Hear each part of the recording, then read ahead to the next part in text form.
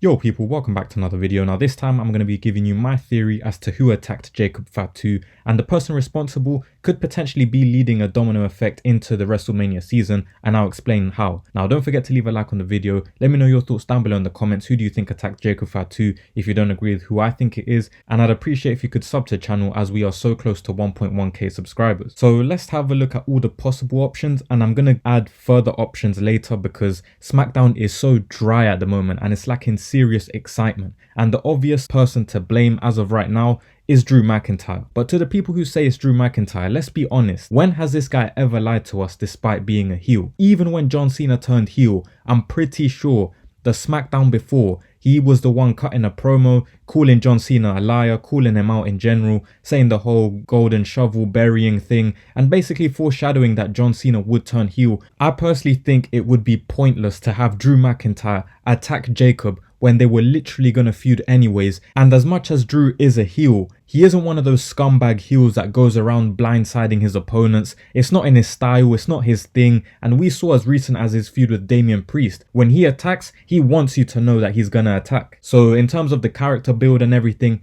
it wouldn't make sense for Drew to do it, especially when he's denied it on SmackDown. Now I'm going to throw some other names out there and these won't be as expanded, but one option that we do have is Solo and the MFT, and this is a complete write-off for anyone thinking that this is the correct option. They're just too busy with the Wyatts, and this would just keep the MFT and Jacob stories going round in circles. Solo v Jacob, Jacob v this guy, Jacob v this guy. No one wants to see it anymore. We've been there, we've done that, it's over. Next up is someone like a Jey Uso, but again, I think this is a complete write-off because he's literally chasing the World Heavyweight Championship on Monday Night Raw. Jacob Fatu isn't even involved in that title picture, so it wouldn't even make sense. If anything, this is some kind of shit R-Truth would do. And I know people are going to say, oh yeah, but they're trying to turn Jey Uso heel. Yeah, but he wouldn't just go and attack Jacob Fatu out of nowhere when these two haven't even interacted before. Could it be someone like a Randy Orton lurking in the shadows and taking out the competition, someone who gets in the way of him chasing the WWE Championship? It's likely. I mean, he's been wasted as a face for a while, so he does need a heel turn, he does need something refreshing, and even down to the precision of how this attack could have happened, it actually suits Randy Orton a lot. The reason Jacob may have lost his teeth is because he got punted in the skull by Randy Orton. Now this one's a bit rogue. I'd say this is a bit of an outsider chance. I don't believe it would happen, but it would be interesting just for the sake of the feud. And I'd say Aleister Black could be in the conversation, like a 2% chance, especially since he got repackaged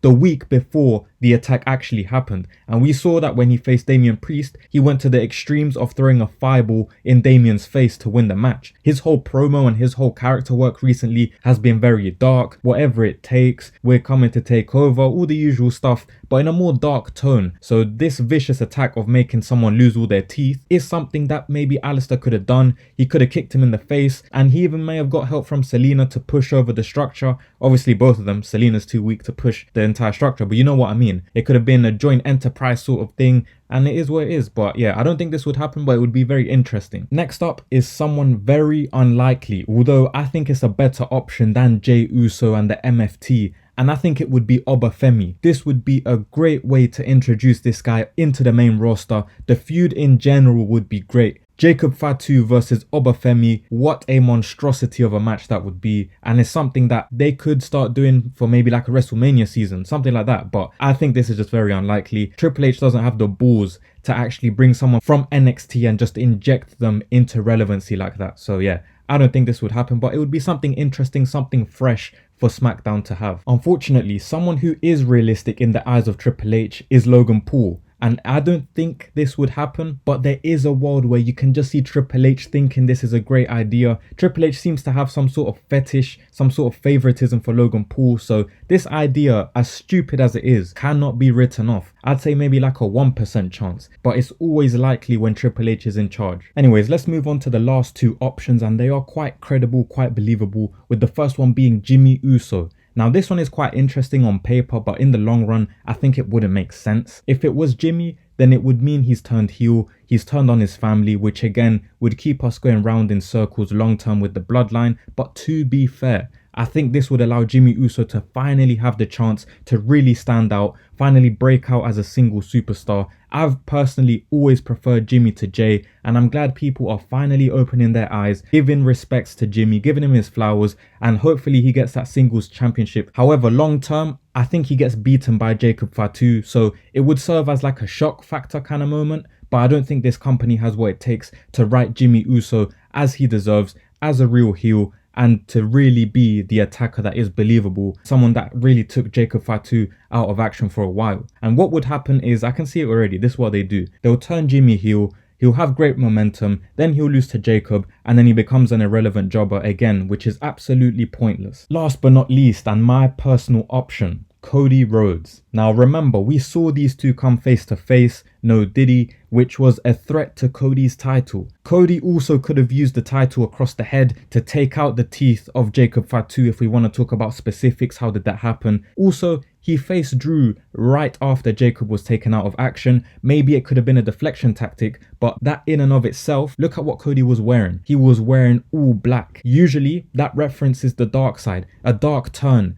Some sort of villainous aura has happened, and I know he wears them occasionally, but what a time to wear it. He didn't wear his regular grey, brown, that usual boring palette that he likes. Let's not forget as well, by him doing this attack, he stirs the pot up in general. He takes all the attention off of him, like I said, and onto Drew McIntyre and others. I genuinely believe as well that this would be a great way to turn Cody Rhodes heel while putting a massive rocket on Jacob Fatu's back as a babyface. Although I still think Jacob is better as a heel, but he's such a star that he shines regardless, and him facing Cody, who's meant to be the biggest star of the company, which he's not, would really elevate him to that main event level, and that's exactly what is the next step for Jacob Fatu. So I can't see why it isn't Cody Rhodes. It fits perfectly from every aspect. I've said for a while as well, Cody is boring. I was one of the people that never wanted Cody to finish his story at WrestleMania 40 because I wanted The Rock versus Roman, but also I wasn't convinced about Cody. What would he do with the championship? And I mean, we've seen now for like almost 2 years, he's been boring, he's been forced,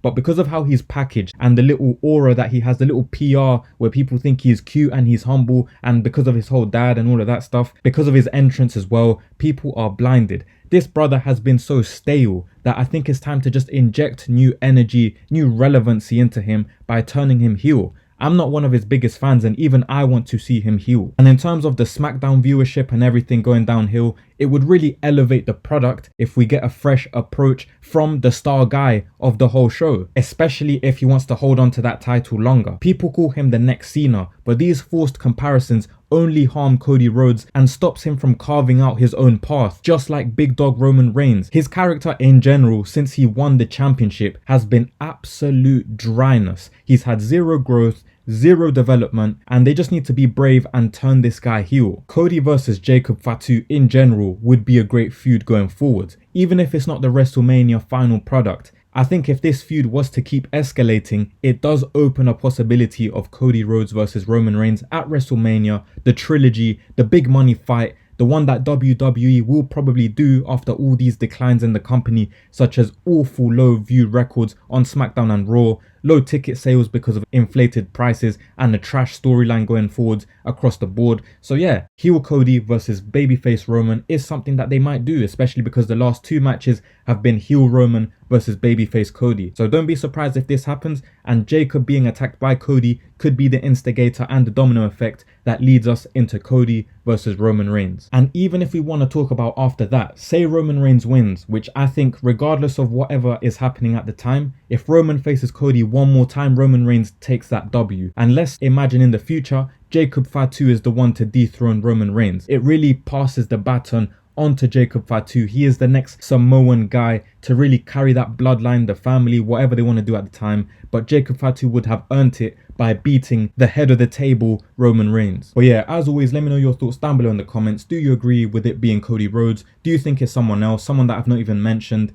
Let me know down below in the comments. As always, I'd appreciate if you could leave a like on the video, sub to the channel, and thank you for your time.